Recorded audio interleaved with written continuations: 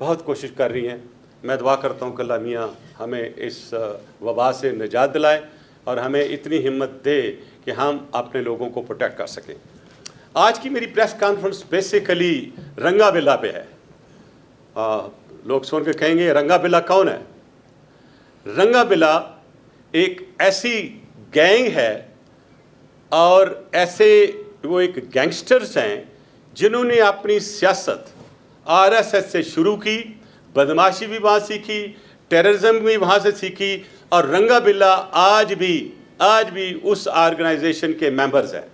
मेरा कहने का मतलब यह है कि रंगा है नाम मोदी का, बिल्ला है नाम अमित शाह जो उनके होम मिनिस्टर हैं। आप देखें कितनी बदकिस्मती है हिंदुस्तान की आवाम की, इंडिया की आवाम की। और इस वक्त तो हालात जो वाक़यात सामने आपके हैं, अगर हम एक एक्शन इस अंदाज से दुनिया को ये परसू नहीं करते कि अगर एक मुल्क का prime minister, home minister declared terrorist organisation का मेंबर है और पूरी दुनिया में ये एक चीज़ वाज़ेह है कि कोई टेररिस्ट या टेररिस्ट पार्टी का या टेररिस्ट ऑर्गेनाइजेशन का मेंबर जो है वो किसी हुकूमत का हिस्सा नहीं हो सकते, वो नहीं हो सकते। इसलिए आप इसको ये ख्याल रखिएगा कि जो चीज़ मैं आज कहने जा रहा हूँ वो बेसिकली ये कह रहा हूँ कि इस वक्त इंडिया में टेररिस्ट हुकूमत कर रहे हैं और मैं ये साबित करूँगा कि अमित और मोदी दो क्रिमिनल पार्टनर्स हैं इंडिया में जो इस वक्त हुकूमत को चला रहे हैं। आज एक और चीज़ जो मेरी तहकीक सामने आई है कि आप जो हिंदुस्तान, जिसका नाम एक्चुअली हिंदुस्तान इंडिपेंडेंस के वक्त था, इसको जब इंडिया कहा गया तो इंडिया एक मॉडर्न फेस बनाया गया जिसमें मोदी सफ़ेद कपड़े पहन के अपना बड़ा चमक के चला जाता है दुनिया में और ये साबित करता है कि मैं सेकुलर हूँ। जब वो इंडिया में आता है तो वो येलो कपड़े पहन लेता है और वो येलो कपड़े बना के वो हिंदुत्व का प्रचार करता है या उसके अमित के साथ जो है वो प्रचार करता है। तो बेसिकली दुनिया को एक बड़े अंदाज में धोखा दिया जा रहा है। मैंने डोनाल्ड ट्रंप को लिखा था कि मोदी आपको एक दिन धोखा देगा और आज डोनाल्ड ट्रंप के मानने पे मजबूर होगा कि उसको धोखा दिया गया। जो उन्होंने ब्लू डॉट नेटवर्क बनाया जिसमें एक बहुत बड़ा ये एक बिजनेस पूल बनाना चाहते थे, जोन बनाना चाहते थे इंडिया में, जो उसने 2.5 लाख हेक्टेयर एकड़ का वादा करके इंडिया ने, मोदी ने नहीं दिया डोनाल्ड ट्रंप को। तो उससे ही आपने देखा सारी बातें शुरू हुई।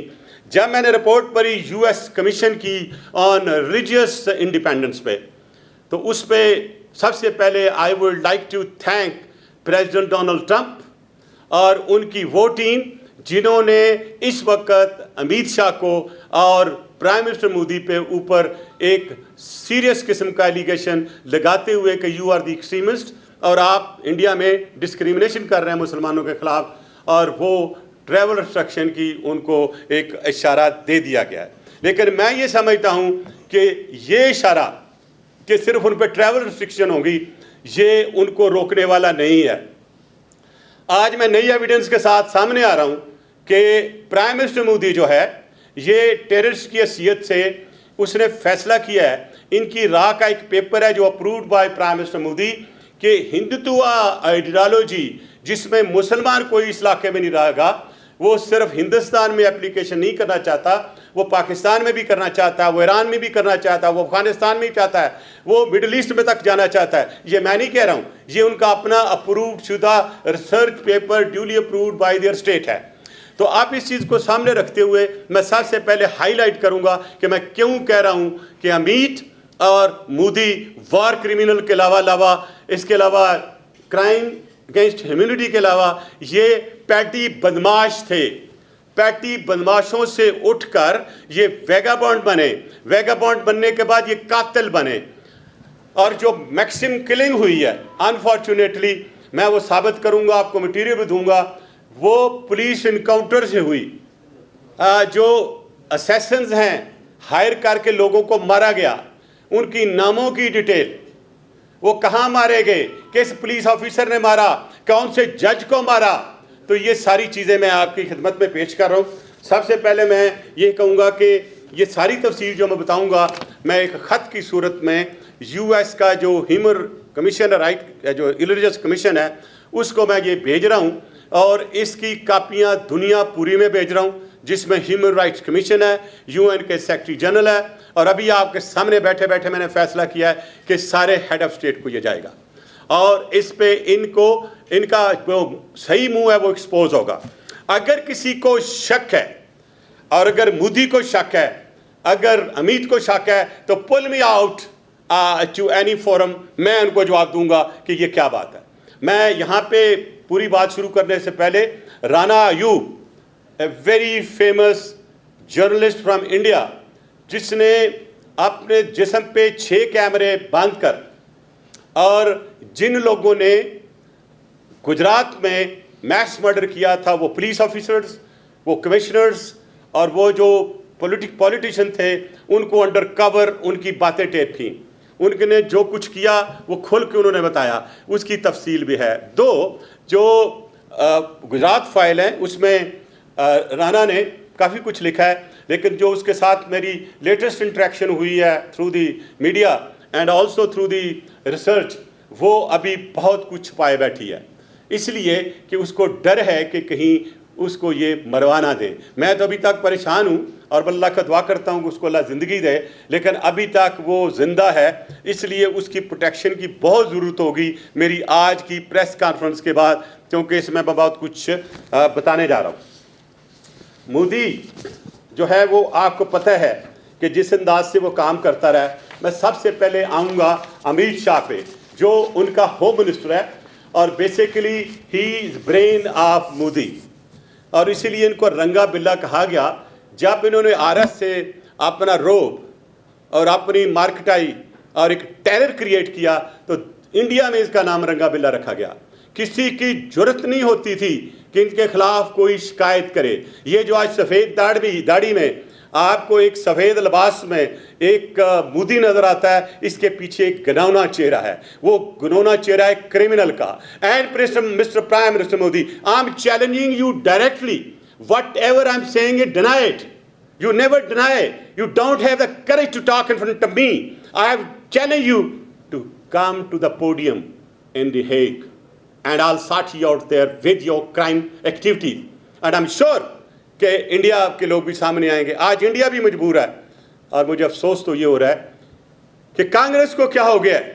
कांग्रेस एक सेकुलर स्टेट के लिए सामने आई थी, नेहरूइज्म, गांधीइज्म, इसको ये मार रहा है। ये जब यहाँ हिंदुस्तान का आइडिया दे के इस रीजन को डिस्टेबलाइज करना चाहता है और इंडिया का इंप्रेशन दे के दुनिया में एक अच्छा सेकुलर फेस दिखाता है, लेकिन आज इसको मैं इसको एक टोटल पूरी तरह इसको मैं एक्सपोज करूंगा।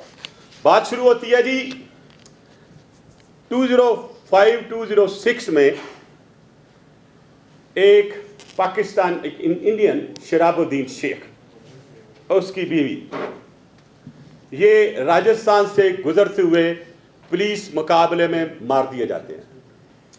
इसकी बीवी को एक सब इंस्पेक्टर सरेआम रेप करता है और उसके बाद इनको ये कहकर कि ये जो है ये बेसिकली लश्कर तैयबा के लोग थे और ये मोदी को मारना चाहते थे, इसलिए किया गया। इस पर सुप्रीम कोर्ट ऑफ इंडिया ने एक इन्वेस्टिगेशन ऑर्डर की और इस इन्वेस्टिगेशन में चीज़ गलत साबित हुई कि उनको जिस प्ली पे मारा गया है कि वो लश्कर तैयबा के हैं, वो बिल्कुल गलत साबित हुआ। इसका मतलब यह है कि अगर आपने 2005-2006 में आपका माइंड सेट था कि आपने 3 मुसलमानों को मारा और उनको मार के ये कहा गया ये लश्कर तैयबा के हैं, आपका अपना सुप्रीम कोर्ट कहता है कि वो लश्कर तैयबा से नहीं थे, तो ये तीनों कत्ल करके इन्होंने अपना सियासी रंग और सियासी पावर वहाँ पे बढ़ाने के लिए आगे बढ़े। इसके बाद अमित शाह ने जो इसका अपना अपोनेंट था उसको मरवा दिया, उसकी भी डिटेल इसमें मौजूद है। फिर जो जब ये मैस्कर हुआ गुजरात का, तो उसमें उस जो इंडिया के यानी वहाँ के होम मिनिस्टर थे उनको भी इन्होंने मरवाया और उसको जो नाम था उस वक़्त जिसको उनको मारा गया था, उसका नाम हरन पांडे था। हरन पांडे का कसूर ये था कि उसने एक इंक्वायरी ऑर्डर की कि प्राइम मिनिस्टर मोदी ने अपने घर सीएम हाउस में बुलाकर पुलिस को ये कहा कि तुम मुसलमानों को मरने दोगे, आपने उनको इंडियन को मना नहीं करना, जो जत्था जाएगा मारने दें। इसमें एक और पुलिस ऑफिसर था भाटे ने भी यही स्टेटमेंट दिया, उसने एफिडेविट दिया, 6 विटनेस साथ लेके आए। लेकिन क्या हुआ उसका, ये ट्रायल चली, कोर्ट तक गई।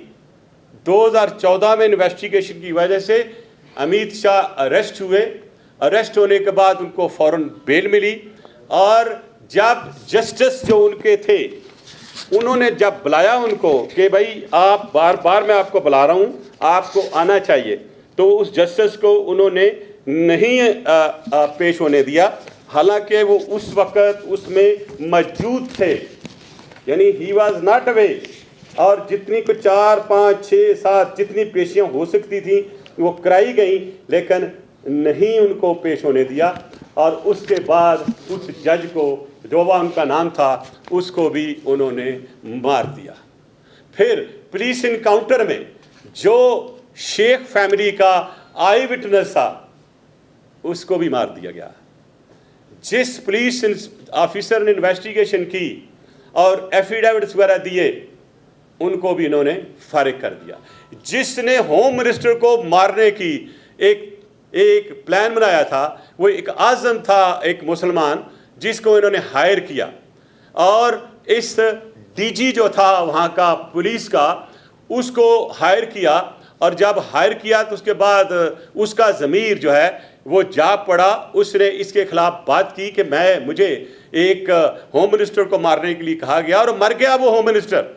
उसकी लाश जो है वो बड़ी ही एक बुरी हालत में मिली, और ये एक मिस्ट्री रही। फैमिली कहती रही है कि पॉलिटिकल ये है मर्डर, लेकिन उन्होंने इसकी बात नहीं सुनी।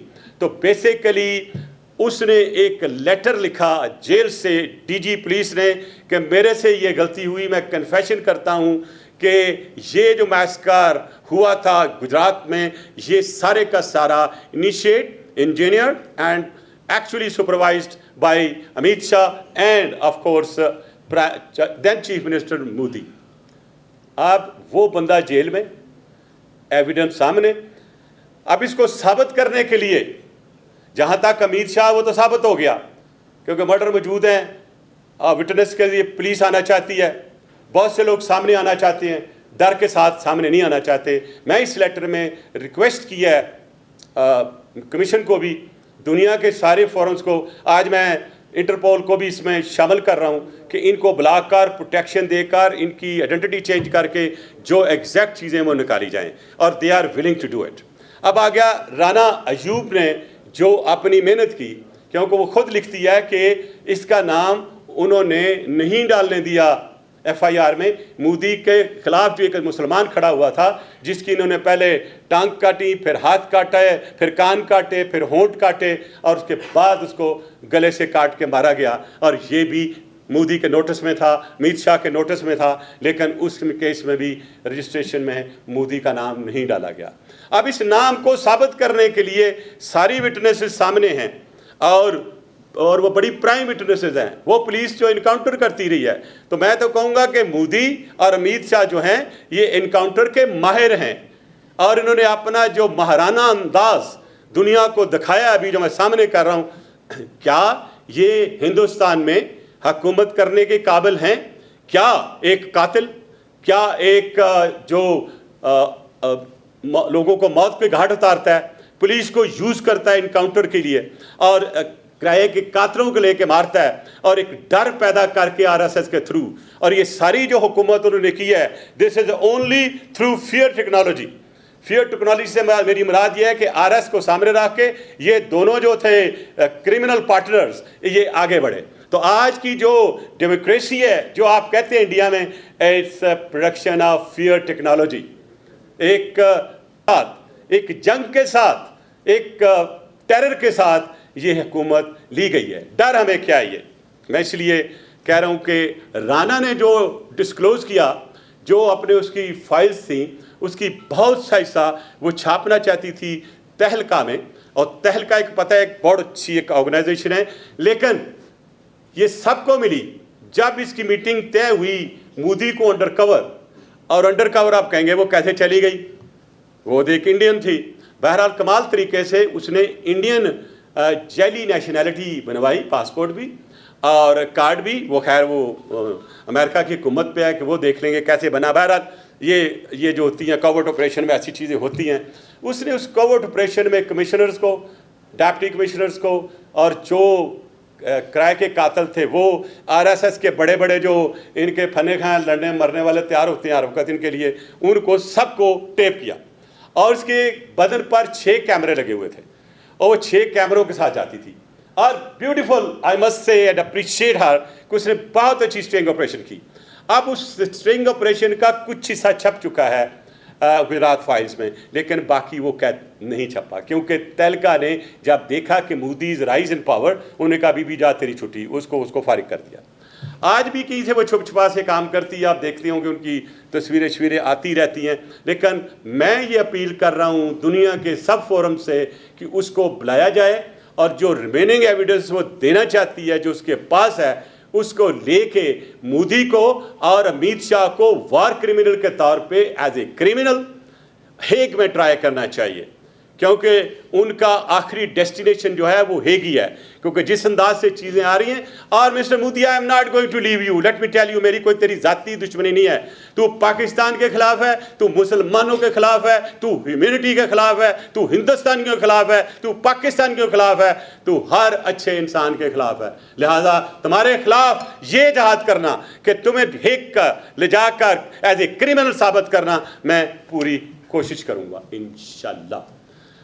अब मोदी की और ये अमित की चीज़ें आपके सामने आ गई हैं, और मोदी का सबसे बड़ा विटनेस जो है इस वक्त वो पुलिस का ऑफिसर है, जो कि ये आके देना चाहता है बयान। उसका बयान सुप्रीम कोर्ट में पड़ा हुआ है, उसकी इन्वेस्टिगेशन की सारी चीज़ें वैसे ही पड़ी हैं। और मोदी को क्योंकि एक पहले ही चस लग चुकी है कि ये सारा कुछ उसने कराया, यही चीज़ उसने समझौता एक्सप्रेस में की, और जिस अंदाज से समझौता एक्सप्रेस में की वो भी आपको पता है कि डीआईजी करारे को कैसे मारा गया, कैसे मरवाया गया, ये भी मोदी के कमाल आते हैं। तो मैं ये समझता हूँ कि जिस मुल्क में एक टेरर का, कत्लो गारत का, इनकाउंटर्स का एक पूरा समा बना हो, तो वहाँ क्या हो सकता है? क्या कांग्रेस खड़ी होगी अपनी उस आइडियोलॉजी के लिए जिसके लिए गांधी ने और नेहरू ने अपना काम किया था? तो मैं ये समझता हूँ कि अगला स्टेप जो नज़र आ रहा है, जो इंटेलिजेंस बता रही है कि प्राइम मिनिस्टर मोदी का प्रोग्राम है कि इर्द गिर्द लोगों में हिंदुत्व लाया जाए। इन्होंने नेपाल में एक सड़क बनाई ज़ोरों पे, और उसको अपने इलाके में शो किया। My real appreciation to the government of Nepal. इतना छोटा सा होके वो अड़ गए हैं। They have not allowed India to print that और to make it public that way. दूसरा, चाइना के वक्त एज वी स्पीक 3 ये झड़पें कर चुके हैं, तो उधर भी शुरू हुआ है। पाकिस्तान में कोई दिन खाली नहीं होता जिस दिन प्राइम मिनिस्टर मोदी की डायरेक्शन पे पाकिस्तान में फायरिंग करके सिविलियन लोगों को नहीं शहीद किया जाता। इसी तरह आपने देखा है कि अफगानिस्तान में जिस किस्म की ये इंटरफेरेंस कर रहा है। और एक चीज़ मैं यहाँ और वाज़ेह कर दूँ, और मैं अपने पाकिस्तान बहन भाइयों को हाथ जोड़ के अर्ज़ करूँगा, इस वक्त पाकिस्तान बैरूनी और अंदरूनी ख़तरात से भरा हुआ है, और प्राइम मिनिस्टर मोदी ने और आपके अफ़गानिस्तान जो हमारे हमसाए हैं, इन्होंने मिलकर 1000 पाकिस्तानी KPK से और बलूचिस्तान से तैयार किया है पाकिस्तान को डिस्टेबलाइज करने के लिए। और मुझे अफसोस है कि जिस अंदाज से हमारे फौजी भाई रोज़ माइंस के थ्रू शहीद किए जाते हैं, ये भी उसी की एक कड़ी है। और आने वाले वक्त में ये चीज़ आपको बढ़ती हुई नज़र आएगी, क्योंकि जो ट्रेनिंग और पैसा उन्होंने खर्च किया वो के सामने है। आप सारे मेरे साथ 4-5 साल से मेरी प्रेस कॉन्फ्रेंसेस देखते रहे हैं। एक प्रेस कॉन्फ्रेंस में मैंने कहा था कि अमेरिका ने अमेरिका के एक एनालिसिस्ट रशिया के साथ बात करते हुए कहता है कि हम बलूचिस्तान में और KPK में डिस्टेबलाइज करने के लिए अपनी पूरी मूव करेंगे। तो उसने सवाल किया कैसे? उसने कहा जी हम KPK में पॉकेट्स क्रिएट करेंगे, बलूचिस्तान में पॉकेट्स हैं, सिंध में भी पॉकेट्स हैं, हम करेंगे, क्योंकि हम किसी सूरत में भी पाइपलाइंस को वाया गिलगित बल्तिस्तान और KPK ऊपर चाइना नहीं जाने देंगे। ये एक वार है ब्रदर, मेरे बहन भाइयों, ये एक जंग चल रही है। इस जंग में पाकिस्तान के खिलाफ जो साजिशें इस वक्त हो रही हैं पहले कभी नहीं थी। इसलिए मैं बार बार ये कहता हूँ हुकूमत को भी, अपोजिशन को भी, बैठे अपना एजेंडा बनाएं कि हमारे खिलाफ कौन कौन दुश्मन है। और ये जो स्टेटमेंट एंटी पाकिस्तान में देख रहा हूँ उनको भी देखें। कल मैं ट्विटर पे देख रहा था कि हेट यूएई एक ऐसा मुल्क है जिसने हमारे हर मुश्किल वक्त में काम दिया है। मैं इंटीरियर मिनिस्टर आपको कन्फर्म कर सकता हूं कि हमारे बिजली के प्लांट, आपके जो मलाकांड स्वात में जितना उन्होंने पैसा खर्च किया, हॉस्पिटल देके कश्मीर में, तो आप उनके खिलाफ ये प्रोपेगेंडा करना यूएई का, पाकिस्तान से उनका जाना, पाकिस्तान के शहरियों का करना, पाकिस्तान के वो शहरी जो हायर हो चुके हैं हमारे दुश्मन से, ये भी प्रोपेगेंडा इंडिया का है। और इंडिया ये चाहता है कि हमारा कोई दोस्त न रहे। अब क्योंकि इंडिया आहिस्ता आहिस्ता एक्सपोज हो रहा है, देखें वो कितना चालाक बनिया है कि जब उसने रिफ्यूज़ किया 2.5 लाख एकड़ ज़मीन देने के बाद, क्योंकि उसने सोचा कि इस वक्त मैं सेकंड मोस्ट पार्टनर हूँ चाइना का पूरी की पूरी एक्सपोर्ट में, तो ये तो कोई 4-5 साल का एक पूरा प्लान है। तो अगर मैं अभी चला जाता हूँ तो चाइना तो मेरी सारी एक्सपोर्ट बंद कर देगा। लेकिन मैं वार्न करूंगा चाइना को भी कि इसकी बात पे अमल ना करना। इसने और कुछ लोगों ने मिलके बहुत सी जो इस वक्त इन्वेस्टमेंट है चाइना में, उसको इंडिया भी लेके गए हैं और इसको बांग्लादेश भी ले गए हैं और सबसे ज़्यादा ये लेके गए हैं इंडोनेशिया में। तो ये एक पूरी कंसोर्टियम बनी हुई है इस इलाके को डिस्टेबलाइज करने के लिए। फ्रेंड्स, इसमें मैंने जो मोदी के करतूत हैं सारे वो इसमें पूरे मौजूद हैं। इसके अलावा जो और चीज़ें राना अयूब ने कहा है वो भी इसमें मौजूद है। इसके अलावा आप रंगा बिल्ला पढ़ के थोड़ा एंजॉय भी करेंगे कि देखें हुकूमतें बनाने वाले कैसे बदमाशों से वैगाबांड बनते हैं, फिर उसके बाद कातिल बनते हैं, फिर उसके बाद ये कैसे ऐवानों में पहुँच के किस अंदाज से ये आगे चलती हैं। लिहाजा मैं ये कहूँगा कि इस चार्जशीट को जो कि मैं हिस्सा बनाया इस लेटर का, इस लेटर के थ्रू मैं दुनिया में लेके जा रहा हूँ, दुनिया को बताऊँगा और मैं ये रिक्वेस्ट करूँगा कि राना को और DG वंजारा को, पुलिस ऑफिसर जो है भाट उसको और आज़म खान के रिश्तेदारों को, इन सब को बुलाया जाए और उससे पूछा जाए कि इन्होंने किसके कहने पे ये कत्लो गारत की। अच्छा, अगर आप देखें तो जब ये पावर में आए इस पार्टनरशिप में तो दोनों ही एक दूसरे के जुर्म में शामिल हैं। इसलिए अमित शाह और जो मोदी है ये एक कालब दो जान नजर आते हैं। लेकिन एक चीज़ मेरी प्रेडिक्शन याद रखिएगा, इनमें से एक दूसरे के खिलाफ अप्रूवर बनेगा और ये लिख के रख लें, ये होगा, ये रुकने वाला नहीं है। क्योंकि ये मुझे पता है कि टिकट उस वक्त अमित शाह मांग रहा था कि वो प्राइम मिनिस्टर बने, लेकिन कुछ हालात और वाक़यात की वजह से मोदी लेके गया। तो लिहाजा आने वाले वक्त में हमें ये साबित करना है पाकिस्तान ने कि ये टेररिस्ट हैं और दुनिया पूरी का चार्टर है, UNO का चार्टर है कि कोई भी ऑर्गेनाइजेशन जो कि एक टेररिस्ट डिक्लेयर हुई है वो हुकूमत में शामिल नहीं हो सकती। लिहाजा इसको आप उजागर भी कीजिएगा और अगर कोई सवाल है इसके मतलब तो मैं वो देने के लिए हाजिर हूँ। With this message to India और इंडियन बहन भाइयों के लिए, for God's sake save your country from these criminals, these 2 criminals. इसके मतलब एक मैंने आर्टिकल भी लिखा है जो दुनिया पूरी में छपा है, उसकी भी कापी ले लीजिएगा, उसमें पूरी चार्जशीट की सूरत में है। लिहाजा मुझे उम्मीद है कि ये कमीशन उनको बुलाएगा। इस कमीशन में मैंने रिक्वेस्ट किया है कि मुझे भी बुलाया जाए ताकि मैं भी इसमें स्टेटमेंट रिकॉर्ड कर सकूँ। Question sir, any question? देख ले आपके जेहन में कोई क्वेश्चन, बाद में नया भी पूछ रहा है जी। जी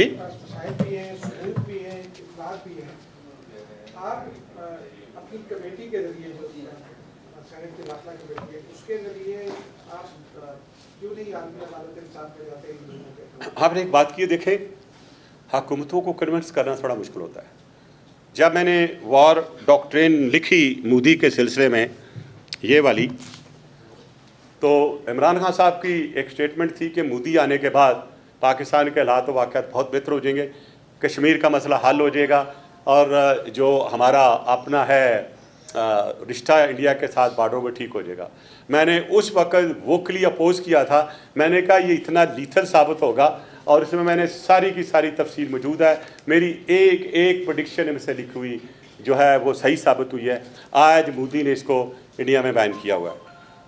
दूसरी बात देखें, हमने मुल्क को लेके आगे चलना है। मैंने 2 सजेशंस दी थी कि हमें लोन लिया नहीं लेना चाहिए और हमारे लोन्स राइट ऑफ होने चाहिए। I am grateful to prime minister और इसकी कैबिनेट का, उन्होंने मेरी उस बात पे थोड़ा अमल किया और उन्हें G20 को लिखा और दुनिया को लिखा है कि जी हमें रिलीफ दे दें। Mister prime minister and the cabinet, please कोई हाथ जोड़ के आपको कोई रिलीफ नहीं देगा। You have established legal right to invoke force majeure, please do that. उसको करने के बाद रिलीफ की बात करें, ताकि you talk at the place of strength. वो अभी तक नहीं हुआ। मैं ये समझता हूँ कि कानून हाथ जोड़ के नहीं चलाए जाते, कानून फोर्स ऑफ लॉ से चलाए जाते हैं। इसलिए मैंने कल भी कहा है कि एक SOP बनाई जाए और उस SOP के लिए लॉ बनाया जाए ताकि सोशल डिस्टेंसिंग जो है उस पर अमल हो सके और जो भी SOP हुकूमत ने बनाई हैं उस पर हम चल सकें। आज देखें 50,000 तक आपके लोग पहुँच चुके हैं। आई एम सॉरी टू से, मैं कौम को डिस्करेज नहीं करना चाहता हूँ। मेरे हिसाब से जो हमारी कैलकुलेशन है इस वक्त 3 से 4 लाख तक आपका मरीज़ मौजूद है और ये सब जगह मल्टीप्लाई होगा। For God sake save your people, please enforce law, please do something. हम ताइवान नहीं हैं, हम वो मुल्क नहीं है छोटे, बड़ा मुल्क है। हम लोग अनपढ़ हैं, हमें किसी चीज़ को समझाने के लिए फोर्स ऑफ लॉ की ज़रूरत है। आई होप कि government will take my advice कि ये करेंगे। दूसरा मैं ये कहूँगा कि आज मैंने जो चीज़ें पब्लिक की हैं, कश्मीर में एग्रेशन है, कश्मीरी जल रहे हैं, ऑप्रेस्ड हैं, कर्फ्यू है, लॉकडाउन है और जिस तरह मुसलमान जो हैं कश्मीरी उनको मारा शहीद किया जा रहा है वो आपके सामने है। वो भी इसमें मैंने शामिल किया है कि मुसलमान इंडिया में, ख्वाह वो इंडिया में हों या वो कश्मीर में हैं, उनका जानी दुश्मन एक बंदा है, Modi, duly assisted by Amit Shah. लिहाजा उसके लिए हुकूमत को कुछ आगे करना चाहिए। सिर्फ स्टेटमेंटों से कुछ नहीं होगा। मैं सवाल करता हूँ, अभी आप कितनी दफ़ा गए हैं यूएनओ में रेजोल्यूशन लेके ऑन कश्मीर के ऑप्रेस्ड है, यहाँ से कर्फ्यू ख़त्म होना चाहिए? कितने लेके गए हैं आपके रेजोल्यूशन? नन। आप मुसलमानों के खिलाफ जो कुछ हो रहा है कितने रेजोल्यूशन लेके गए हैं? नन।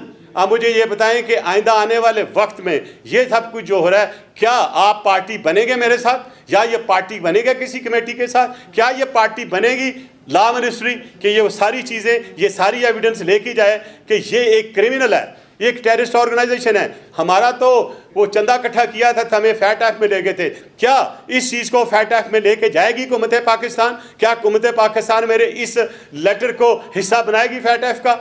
मैं ये सारे सवाल करूँगा और आइंदा कमेटी में अगर उन्होंने नहीं किया तो मैं डायरेक्शन की सूरत में भेजूंगा। अगर ये नहीं जाएंगे मैं खुद जाऊंगा, इसको पार्ट बनाऊंगा, फैटफ का भी मैं पार्ट बनाऊंगा, दुनिया के सारे फोरम्स का। मैं इंटरपोल तक जाऊंगा कि 2 क्रिमिनल इस वक्त हिंदुस्तान पे हुकूमत कर रहे हैं, वो टेररिस्ट हैं। आपके चार्टर ऑफ जो UN है और इंटरपोल का चार्टर है, no criminal, no terrorist can rule any country but they are ruling India and we are fearful कि जिस किस्म इनका माइंड सेट है, टेररिस्ट माइंड सेट है, ये पाकिस्तान पे हमला कर सकते हैं, ये नेपाल पे कर सकते हैं, ये हिंदुस्तान अफगानिस्तान के साथ मिलकर हमारे साथ शरारत कर सकता है। ये इस वक्त बलोचिस्तान में जो कुछ कर रहा है आपके सामने है, जो KPK में कर रहा है वो आपके सामने है। इन सारी चीज़ों को उजागर करते हुए प्रूफ मैं देता हूँ हुकूमत को। आप आगे बढ़ें, मैं आपके साथ हूँ। Thank you very much.